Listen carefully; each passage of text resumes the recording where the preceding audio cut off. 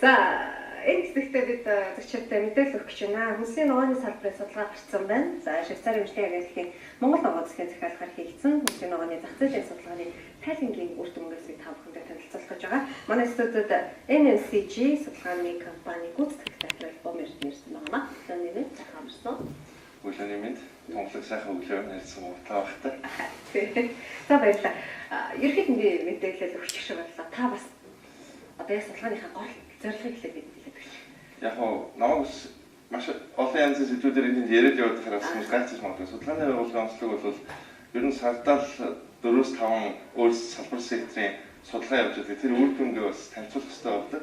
Энэ одоо бид нар хүнсний ногооны үндэсний хэмжээний суурь судалгаа Монгол ногоо төслийн одоо захиалгаар хийгдсэн байж байгаа. Тэгээд ер нь бол энэ төсөл маань бол мэдж байгаа Монгол улсыг бол импорт хүмүүс авахгүй болгосон эхний эрсдэндээ. Одоо эрсдэндээ бол бус төрлийн хүнсний ногоог яаж одоо эх орныхоо хэмжээнд боловсруулах вэ гэдэг ийм гой зорилготой төсөл. Тэгээд судалгааны суурилж ингэж явах хэрэгтэй. Тэгээд яг судалгааны хувьд бол зохиол судалгааны үр дүн нь бол гарсан байж байгаа. Энэ слайдууд нь өгөх байх. Заахнаас нэрвэгч төрсөөгөө заагийн нь. За энэ Монгол улсын хүнсний ногоо тариалж байгаа газар нутгийн хэмжээд энийг харагдаж байна л да.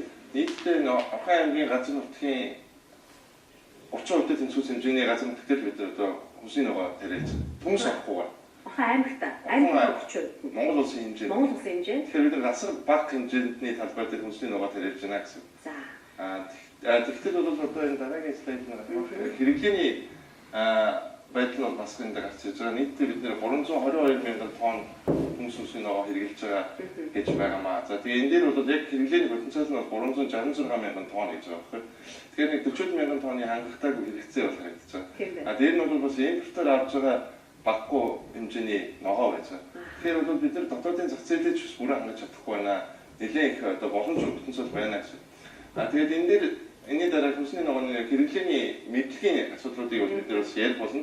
За энд бол бас их сонирхолтой слайд харагдаж байгаа нэг үг гэхэд хүнсний ногооны салбарт ямар хүмүүс ажиллаж байна гэхээр 1781 аж ахуйн нэгж байгууллага бол нийт хүнсний ногооны 30% нийлүүлж байгаа. Гэтэл бол 33 мянган өрхийн тариалалт бол 70% нийлүүлж байгаа. Тэгэхээр энэ салбар бол маш олон өрхийг бол ингэж хооллож байдаг салбар. Тийм үү. Тэгээд ер нь бол хүнсний ногоо бол энэ өрхийн тариалалтын түвшиндөө хөгжүүл илүү зүг байдаг. Яг тэгэхээр том массаар тариалж байгаа тохиолдолд тийм органик тарих боломж бага байдаг. Заавал одоо химийн юм ашиглах. Тэгэхээр энэ бол цаашдаа боломж олон өрхүүд энийг тариалаад энэ нь бол бас Монголын одоо олон айлуудын амжилгааны боломж болох юм боломжтой ийм юу гэж. За тэгээд энэ бол аж ахуйн нэгж байгууллагын хүнсний ногооны хэрэглээний байдлыг ингэж харуулж байгаа.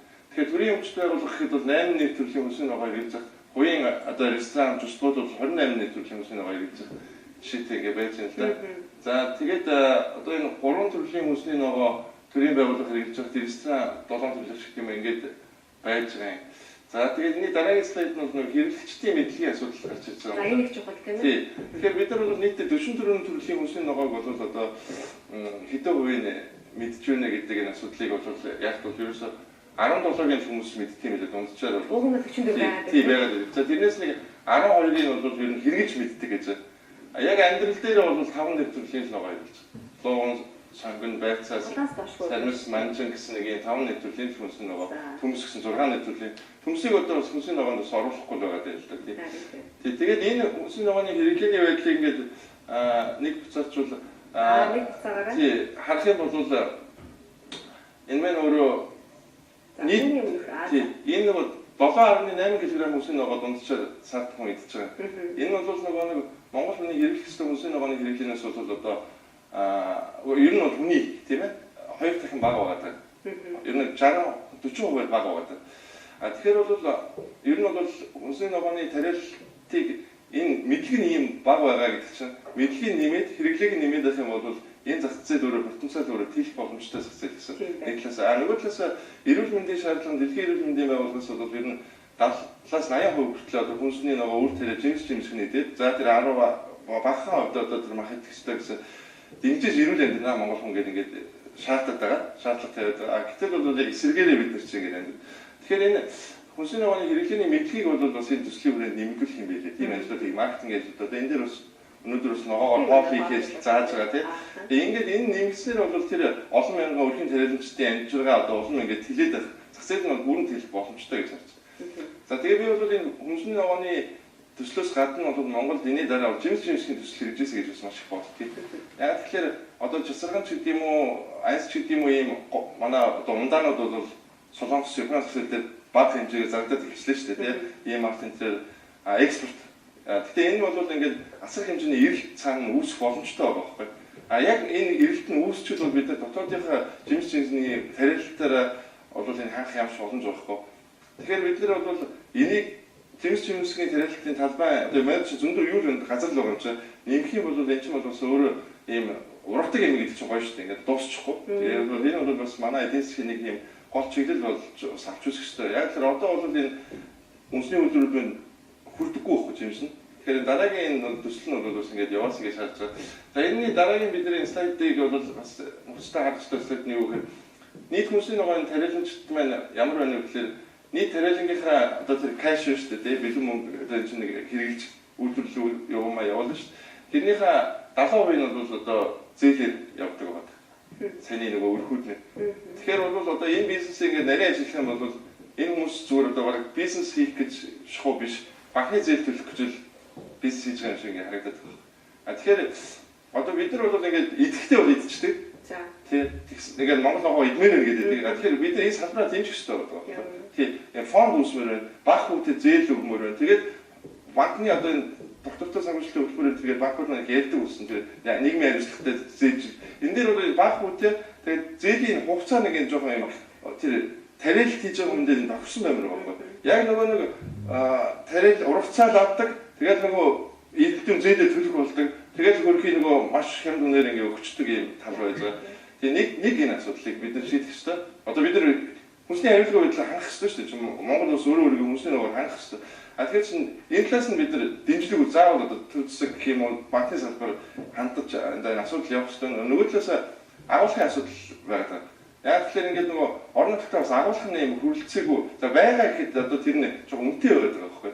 За тэгэхээр тэрний бол ингээд нэг асуудал байгаа. Агуулгын асуудал дээр бол бас тийм. Агуулгач бас л одоо газраа шийдчихэж шүү дээ. Тийм зохицуултууд бол орж ирэх хэрэгтэй болчиход байгаа. Тэгээд яг ер нь бол агуулга байх нь гэх юм бидээ гол нөгөө нэг бүдүү ногоо нарийн ногоо хоёрын нөгөө нэг температур өөр агуулгын нэг шаардлага өөр. Тэгэхээр нөгөө одоо болохоор хоёулангийн нэг температурт хийчихээр байцаа сонгоно нэг.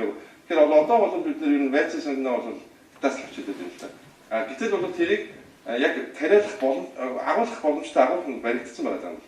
Тэгэхээр бол тэрийг одоо нэлийн олон тооноор одоо тэр яг нарийн ногооныхаа тариалтыг одоо тэр агуулга руугаа хийх ч юм уу ийм нэг юм зохицуултуудын ажлууд байгаа даа. Тэгээ энэ зохицуултуудаа хийчих юм бол бид нар бол ер нь одоо нэг ойрын 5 жилдээ чих юм уу тий. Ер нь хүнсний ногоо одоо бүрэн гэж ярьдаггүй юм билээ тий. 80-90% хүртэл тотоо хангах боломжтой үзэж байгаа. Яг тэгэхээр зарим ногоо бол яг үнхээр тариалах боломжгүй ч юм хаалгах боломжгүй. Өвлийн хөлөмжийн асуудлууд ингээд яригдж байгаа. Өвлийн хөлөмж рүү бас нэлээд олон бизнесүүд сүүл үед орж штэ тэр үзэлцгийн энэ тариал нэг тэрбумыг оруулаад одоо ол хорлон бараг 90 мэрч гисэн байлаа ч замбраагүй их мөнгө олдсон юм байна. Тариаллынхаа нөгөө нэг төрлөөс хамаараа зарим нь маш их ашигтай тариалал байдаг юм байна. Тэгээд яг зөв тариаллаа олоод тариад ингээд тэгээд бас дээрээс нь ингээд энэ зөв сайхан зохицуулт дэмжлэгүүд нь ороод ирэх юм бол ер нь юм тариад аягүй сайхан амьдраад иж болохоор юм. Боломж байна. За таны судалгаанаас харахад та манай эффектийн үр дүнгээ гаргасан да юу хийх гэдэг ирэхэд тодорхой болгосон юм. Гол нь яг эдгээр хийх өрхөд бэлэн байна уу? Одоо яг эдгээр үгдэх юм уу, сэтгэлзөө үгдэх юм уу?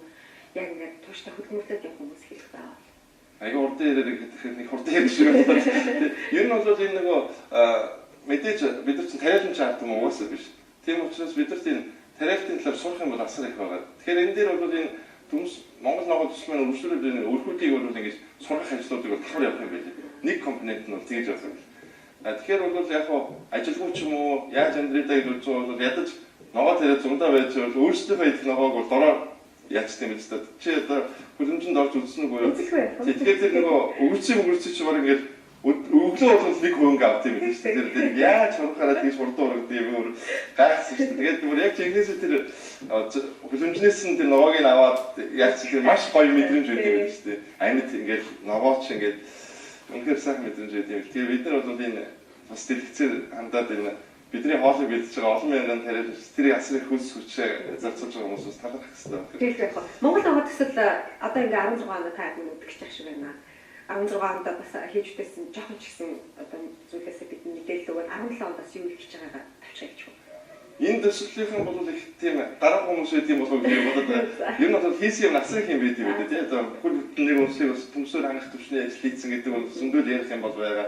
А тэгээс одоо дөнгөж одоо 2 дугаар шатны буюу бусад хүмүүсийн ногооны шатны эхэлсэн байгаа үнэ бол олон ажлуудыг хийж байна. За тэн дээр бол энэ уулзалтуудыг хийж байна. Change нэг талаас суугаад одоо бие биенийг ингээд тойрч сууж байгаа тэрний яах вэ гэдэг. Тэгээд distribution-ийг хат шийдэгээд ингээд уулзалт орлуудыг бол хийж байгаа юм байна. Тэгээд нээлттэй юм портал сайт хийж байгаа юм. Тэр нөгөө за би ийм хэмжээний одоо үр явмаар байна. Гэхэд нөгөө талд надад ийм үр байна гэж тэгэхээр одоо нөгөө хүнсний ногооны үр болон энэ ногооны өмнөч үрийг замбрааг салгаатай байгаа. Энэ тэнд үг гэдэг. Яг л нэгдсэн мэдээлэл нь байхгүй учраас яг нэгдсэн мэдээллийн тавьчих бол доллар одоо 2000 гэдэг шиг тогтож шүү дээ бүх хэмжээтэй. Тэгэхээр бол зах зээл бол тийм зөв өдрөлтөд орох тийм боломжтой тэр эхний шатны ажлууд нь ингээд хийгдэж явж байгаа. А тэрнээс гадна хүнсний ногооны хэрэглээний одоо нэмэгдүүлэгчний маркетинг ажлыг бол бас ингээ бусад хэвлэл мэдээлүүд мэж энэ дээр бас их дэмжиж байгаа юм одоо Монгол HTTP-с мэн бол дандаа одоо гоё зөв юм дэмжиж байгаа тийм. Тэгээ энэ хэрэглээний мэдлэг нэмэгдэх маркетинг ажлууд бол бас давхар явж байгаа юм байна. За баярлалаа. Ямар 44 ногоо байт юм бэ? 44-ийн 5-ны бид нар хэрэгжилж чинь гэж бодохоор харамсалтай таа. Гэтэ энэ 5 олон нэмэгдэх байхаа гэж найдаж 5-ны ажил амжилтсан. За баярлалаа.